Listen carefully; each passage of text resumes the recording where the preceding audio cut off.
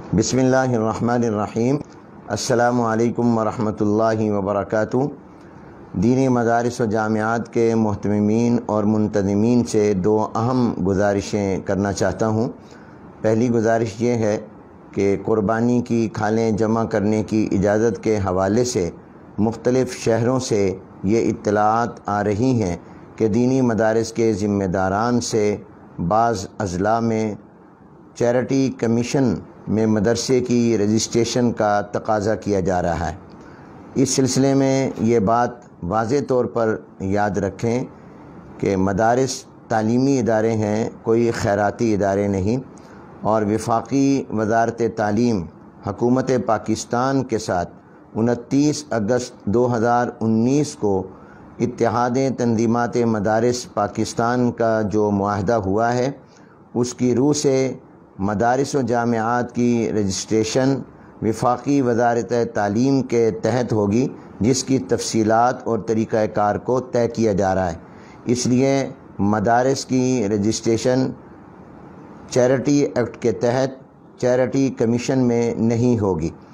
اس معاہدے کی کاپی تمام مسؤولین وفاق کے پاس بھی موجود ہے اور وفاق المدارس کی ویب سائٹ پر بھی موجود ہے۔ وہ کاپی آپ کے پاس ہونی چاہیے، اور جب بھی آپ سے کوئی چیریٹی کمیشن میں مدرسے کی رجسٹریشن کا مطالبہ کرے تو آپ اسے معاہدے کی وہ کاپی پیش کر دیں۔ دوسری گزارش یہ ہے کہ اس بات کی کئی دن سے میں کوشش کر رہا ہوں کہ کرونا وائرس کی وجہ سے جو معروضی صورتحال ہے، اس میں مدارس و جامعات کو قربانی کی کھالیں جمع کرنے کے لیے نیا NOC لینے کا پابند نہ کیا جائے، کچہری اور دفاتر کے چکر نہ لگانے پڑیں۔ چنانچہ سندھ حکومت نے تو علماء کے کہنے پر 7 جولائی کو ہی یہ نوٹیفیکیشن جاری کر دیا تھا کہ سال گزشتہ والا NOC ہی معتبر ہوگا۔ میں اس سلسلے میں حکومت پنجاب کے ذمہ داران سے، متعلقہ اداروں کے ذمہ داران سے مسلسل رابطے میں ہوں۔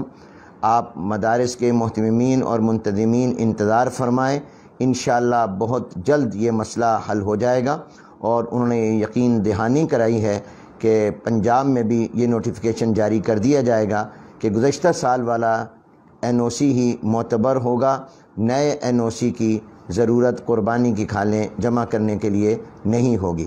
اس لیے میں آپ سے درخواست کرتا ہوں آپ پریشان نہ ہوں، اور آپ اس مقصد کے لیے کچہری کے اور سرکاری دفاتر کے چکر نہ لگائیں۔